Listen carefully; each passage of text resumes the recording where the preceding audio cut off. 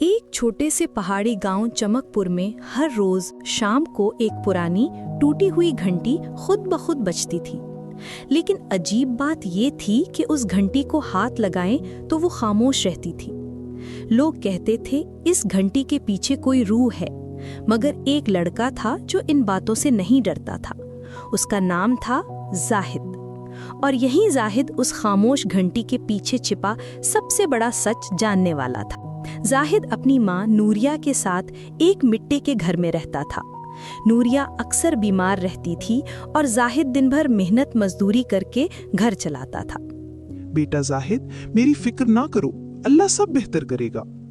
अम्मा, एक दिन मैं आपको इस गुर्बत से निकाल दूंगा, मैं वादा करता हूँ। इसी लम्हे दूर पहाड़ी पर वही पुरस्रार घंटी बजी।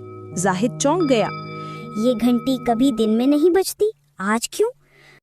गांव के लोग जमा हो गए, सब डरे हुए थे।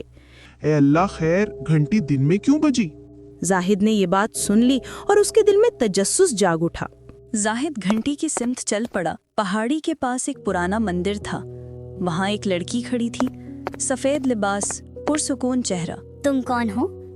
मेरा नाम फरियाल है। और तुम? मैं जाहिद हूँ। ये घंटी क्यों बजती है? क्योंकि ये घंटी सच को पहचानती है।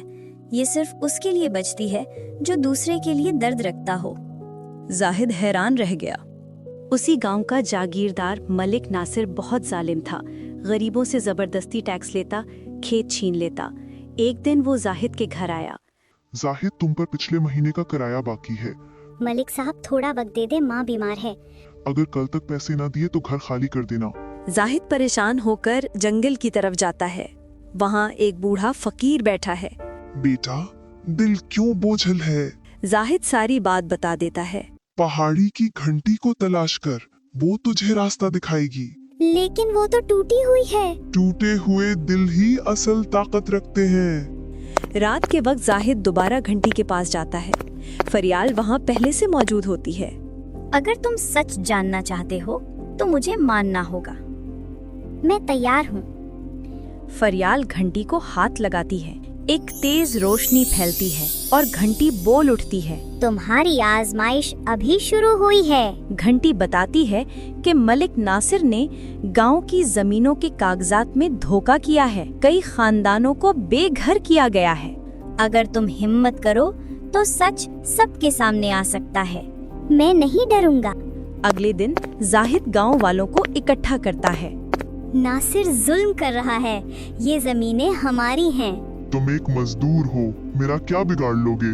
इसी वक्त घंटी की आवाज पूरे गांव में गूंजती है। लोग हैरान। बूढ़ा बाबा बोलता है, आज सच बोल रहा है। फरियाल सबके सामने आती है।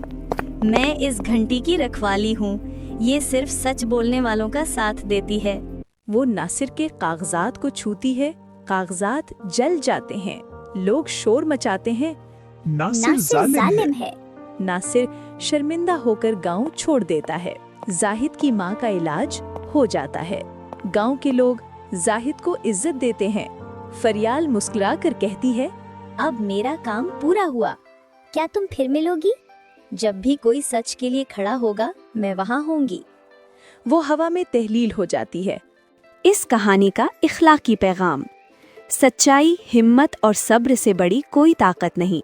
जो कमजोरों का साथ देता है, कुदरत हमेशा उसका साथ देती है।